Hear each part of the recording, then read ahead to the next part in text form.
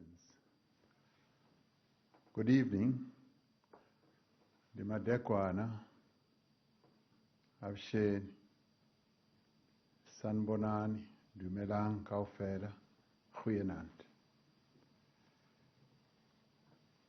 Nginibingelela nonke abantu baseMzantsi Afrika ngenhliziyo ebuhlungu. Ngilidumedisa kaofela ka pelo e botlhoko. Ngilidumedisa batho botlhe ba Afrika Tshipembe ka mbilu ibabaho. I address you this evening, South Africans, with a heavy heart. Over the past few days and nights, there have been acts of public violence of a kind rarely seen in the history of our democracy. Property has been vandalized and destroyed. Shops have been looted. Law-abiding citizens have been threatened and intimidated. Workers are scared that they may not be able to return to work. People have died. At this hour, there are several families in our country that are in deep mourning. I speak of the families of Nkosikona Chiza, Dumiso Shezi, Khaya Mkhize, Zitembe Ndwandwe, Lindani Bhengu, and Lindokuhle Kumete in Gauteng. I also speak of the families of Bekani Ndlovu, Themba Mthembu, Aphiwe Gama, and Cebo Dlamini in KwaZulu-Natal. Even as we know the high costs of this violence to property, to livelihoods, and to businesses, the loss of human life is the greatest cost of all.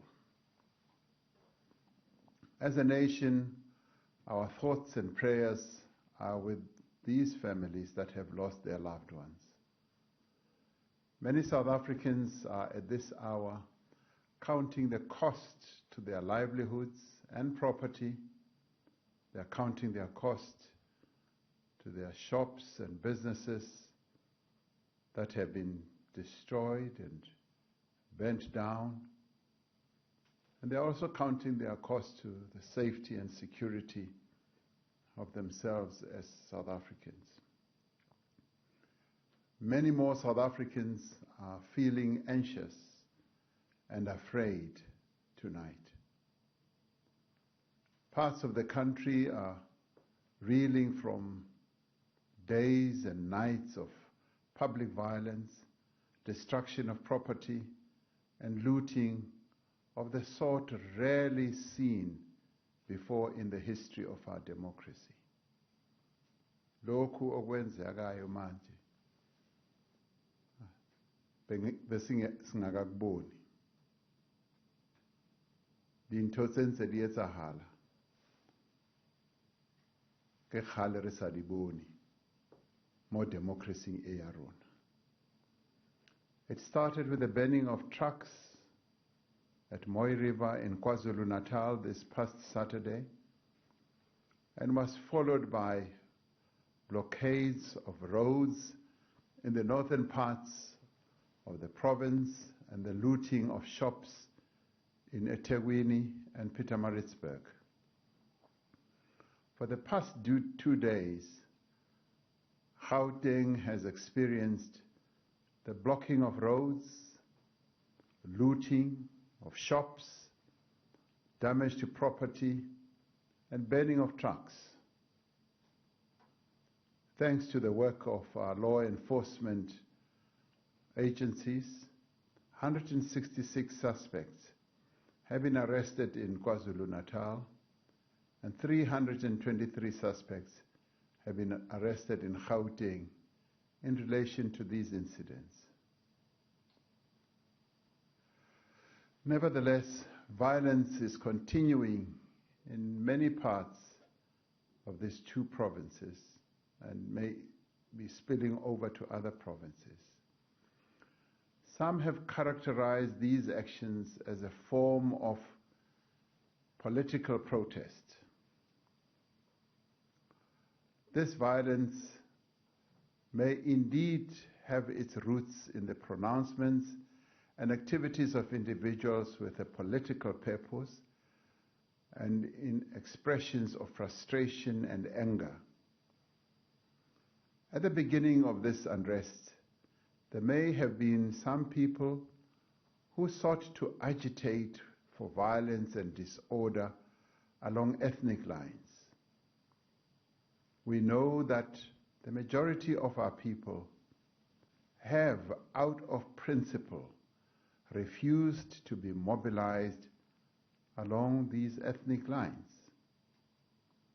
However, what we are witnessing now are opportunistic acts of criminality with groups of people instigating chaos merely as a cover for looting and theft. There is no grievance nor any political cause that can justify the violence and the destruction that we have seen in parts of KwaZulu-Natal and Gauteng. Our Constitution guarantees the right of every person to protest, to organize, to engage in free expression and free association. Our Constitution is very clear on these issues. It gives every person an equal right to protection before the law and confers on every person a responsibility to respect and uphold the rights of others. Our Constitution is the foundation of the rule of law in our country. And this is a right that was fought for by many in our country, and many people laid down their lives so that we can have this right. It is this rule of law that guards against the abuse of power, that protects the poor and the vulnerable. It is this rule of law that enables our society to function and our economy to develop in the interests of the people of South Africa. The victims of the violence that is unfolding now, the victims being the workers, the truck drivers, business owners, the parents and families of those who have lost their lives, have done nothing wrong whatsoever. Although these may be opportunistic acts of looting driven by hardship and poverty, the poor and the marginalized bear the ultimate brunt of the destruction that is currently underway. As I said, shops have been looted and infrastructure has been destroyed. This means that our sick cannot get medication from pharmacies. Food does not reach supermarket shelves, and health workers cannot go to work. We will soon be facing a huge risk of food insecurity and medication insecurity in a few weeks. Our vaccination program has been severely disrupted just as it is gaining momentum. This will have lasting effects on our ability to consolidate some of the progress we are already witnessing in our economic recovery as well. These disruptions will cost lives by cutting off the supply chains that sustain our food, our health and production systems. The path of violence, of looting and anarchy, leads only to more violence and devastation, as well as suffering. It leads to more poverty, more unemployment, and more loss of innocent life. This is not who we are as South Africans. This is not us. Time and time again, we have chosen a different path, a path of peace, a path of engagement, and a path of democracy. We have chosen to pursue dialogue and protest rather than violence and chaos. Each of us, no matter our position or our circumstances, has an interest in maintaining and upholding the rule of law in our country. It is therefore a matter of vital importance that we restore calm and stability to all parts of the country without any delay. It is vital that we prevent any further loss of life or injury or destruction of valuable infrastructure and property that sustains the lives of our people. Yes, it is important that we protect property. We are therefore mobilizing all available resources and capabilities to restore order in our country. As the Commander-in-Chief of the South African Defence Force and our security forces, I have today authorized the deployment of the Defence Force personnel in support of the operations of the South African Police Service. The National Joint Operation and Intelligence Structure, known as NetJoints, has intensified deployments in all the affected areas in KwaZulu-Natal and in Gauteng. The South African Police Service is putting measures in place to call up operational members from leave and rest days to increase the presence of law enforcement personnel on the ground. The NetJoints is receiving support from the Intelligence Coordinating Committee, comprising of South African Police Service, Crime Intelligence, Defense Intelligence, and State Security. In addition to greater visibility and an intelligence-driven personnel or presence in potential hotspots, we will be prioritizing the prosecution of suspects alleged to be involved in this violence. The National Security Council, which I chair as Commander-in-Chief, will be meeting twice a day to coordinate all measures necessary to restore stability in our country. And I'd like to be clear, we will take action to protect every person in this country against the threat of violence, intimidation, theft, and looting. We will not hesitate to arrest and prosecute those who perpetrate these actions, and will ensure that they face the full might of our law. This is a clear instruction that I have given our security personnel.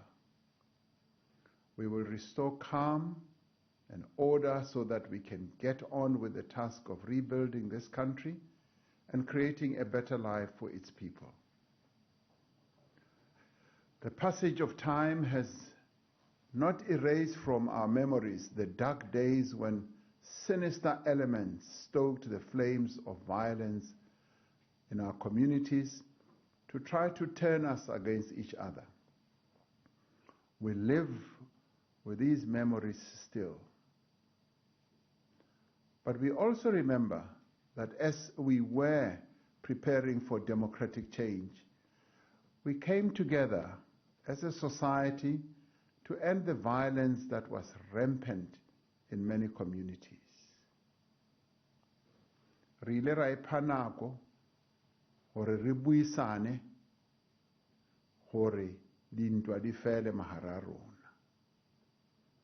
As we confront this challenge, we should remember how, at another time in our history, as we were preparing for democratic change, we came together as a society to end the violence that was rampant in many of our communities. We came together as religious leaders, as traditional leaders, as trade unions, as businesses, community organizations, political parties, non-governmental organizations, sporting organizations, and many others to bring peace to our nation. Now we need to come together once again, for each of us to play our part in restoring calm to these areas that have been affected by violence, for each of us to stand up for the rule of law and for the peaceful resolution of the situation that confronts us. This afternoon, ministers and senior officials in the economic and security clusters met with Business Unity South Africa to take stock of the situation and to develop coordinated actions. We have agreed to work together to ensure the safety of drivers, of cashiers, of patients, and customers.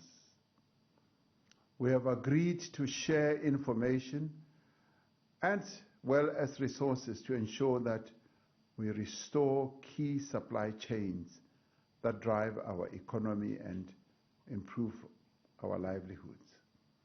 We are making arrangements for government leaders and public representatives as part of their responsibilities, be they mayors, members of parliament, members of the provincial legislature, to meet with leaders in various communities to promote stability. As part of our ongoing engagement with key sectors of society, I will be meeting with leaders of political parties to discuss the current situation and to gain from their wisdom on how we should work together to address the current situation. We are called upon, wherever we may be, to remain calm, to exercise restraint, and to resist any attempts to incite violence, create panic, or fuel divisions amongst us. Whether we are leaders of political parties, taxi associations, business organizations, or unions, we need to do everything in our means to calm the situation that confronts our country right now.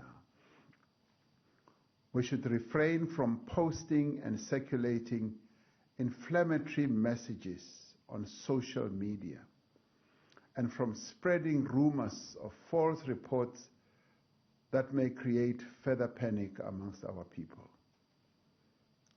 No one should take the law into their own hands. Rather, we should join those individuals and communities who are currently working with the police to prevent looting, and those members of the public who have provided tip-offs and information about instances of criminality. I'd like to thank a number of members of our communities around the two provinces who have taken the trouble to engage amongst themselves as community members to prevent any further looting. I'd also like to thank the operational members and commanders of the South African Police Service and other agencies for their response to acts of violence and provocation, which has helped to avert bloodshed and to limit the loss of lives. We extend our best wishes for a speedy recovery to the 4 South African Police Service members injured during this violence. Constable Sangweni, who was shot and injured in Alexandra, his 2 colleagues, Sergeant Marahani and Lieutenant Colonel Neforobodwe, who were hit with bricks, and Constable Siloane, who was shot and injured in Davidton. Fellow South Africans, this violence and destruction takes place in the midst of a devastating pandemic. There is a danger that these events will lead to an even greater surge in infections, putting many more lives at risk and placing a greater burden on our health facilities and personnel. And as it is now, a number of health personnel have stayed away from their duties because of the fear of being caught in the crossfire. There is also a danger that our vaccination program will be disrupted in some areas, just as we need to significantly expand this. Today, the Acting Minister of Health informed me that they had to stop the vaccination program in a number of places in the country. We cannot allow this to happen. We will not allow this to happen. We've got to act. This moment has thrown into stark relief that what we already know, that the level of unemployment, poverty and inequality in our society is unsustainable. This has become patently clear. We cannot expect a lasting and durable peace if we do not create jobs and build a more just and equitable society in which all South Africans can participate freely as well as equally. We must therefore commit ourselves not only to peace, but to greater economic opportunity for all. We are emerging now from a long period of uncertainty and stagnation. We have witnessed the effects of corruption and the erosion of the state, the terrible consequences of the abuse of power and the neglect of duty. We have begun a process of healing, a process of reconstruction, and a process of renewal. We have set our country on a path of progress and recovery.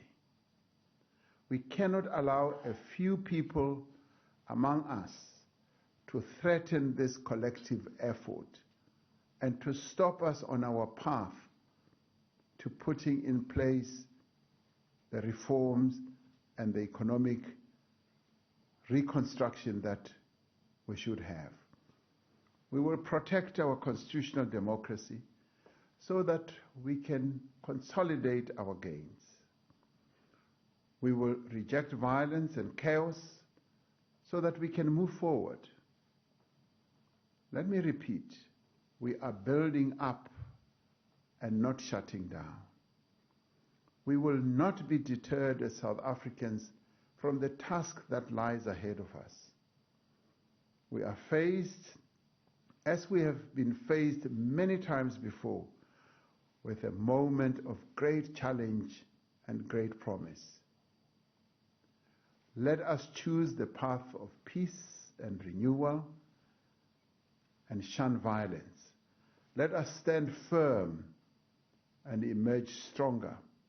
Together we will defeat those who seek to destabilize our country, who seek to reverse the gains that we have made. We will stand as one and must stand as one, united against violence, unanimous in our commitment to peace and to the rule of law.